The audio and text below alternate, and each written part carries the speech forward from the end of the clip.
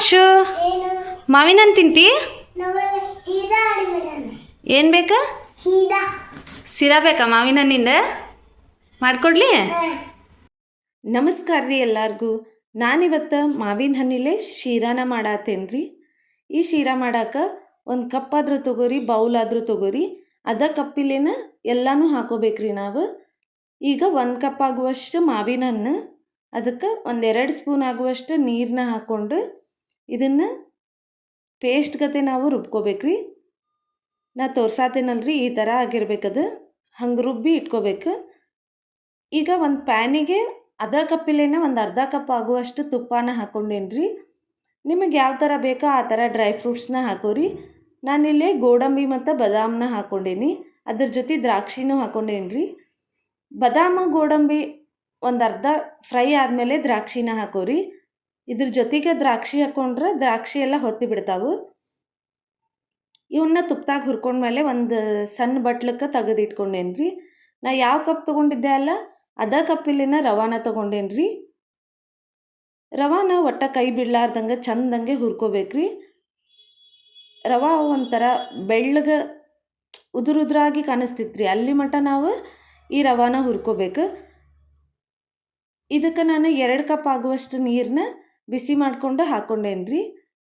ತಣ್ಣೀರು ಹಾಕೋಬೇಡ್ರಿ ಬಿಸಿನೀರು ಹಾಕೋರಿ ಅಂದ್ರೆ ಗಂಟಾಗಂಗಿಲ್ಲ ಒಟ್ಟು ತಣ್ಣೀರು ಹಾಕಿದ್ರೆ ಗಂಟಾಗೋ ಚಾನ್ಸಸ್ ಭಾಳ ಇರ್ತೈತ್ರಿ ಈಗ ಇದಕ್ಕೆ 1 ಕಪ್ ಆಗುವಷ್ಟು ಹಾಲನ್ನ ಹಾಕ್ಕೊಂಡೀನಿ ಹಾಲು ನೀವು ತಣ್ಣಂದರ ಹಾಕೋರಿ ಬಿಸಿದರ ಹಾಕೋರಿ ನಡಿತೈತಿ ಒಟ್ಟು ಗಂಟಾಗಂಗಿಲ್ಲ ಹಾಲು ಹಾಕಿದ ಮೇಲೆ ಗಟ್ಟಿ ಆಗುತ್ತಾನೆ ಇದನ್ನು ಮಿಕ್ಸ್ ಮಾಡ್ಕೋಬೇಕ್ರಿ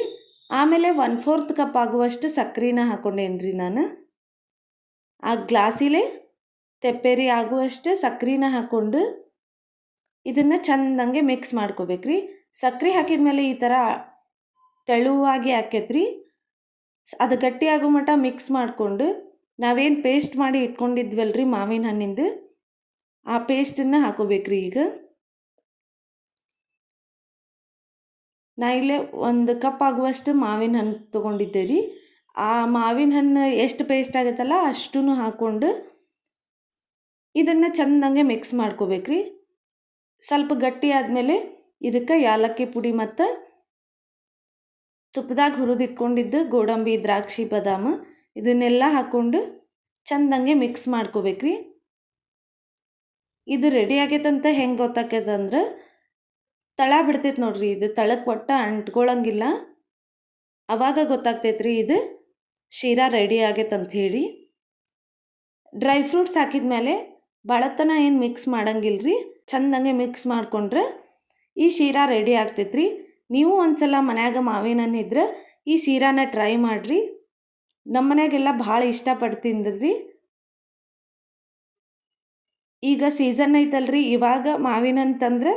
ಈ ರೆಸಿಪಿನ ಒಮ್ಮೆ ಟ್ರೈ ಮಾಡಿರಿ ಟ್ರೈ ಮಾಡಿದ ಮೇಲೆ ಹೆಂಗೆ ಬಂದಿತ್ತಂತ ಹೇಳಿ ಕಮೆಂಟ್ ಮಾಡಿ ತಿಳಿಸ್ರಿ ಪ್ಲೇಟ್ ರೆಡಿ ಆಗೈತಿ ಅರ್ಶುಗೆ ಟೇಸ್ಟ್ ಮಾಡಕ್ಕೆ ಕೊಡ್ತೀನಿ ನೋಡ್ರಿ ಆಶು ಮಾವಿನ ಹಣ್ಣಿನ ಶೀರಾ ರೆಡಿ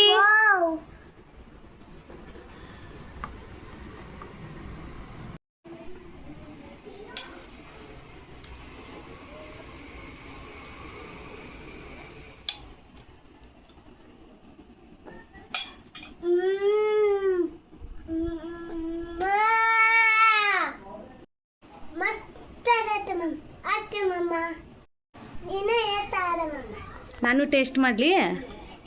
ನೀನು ತಿನ್ನಿಸ್ 1 ಸ್ಪೂನ್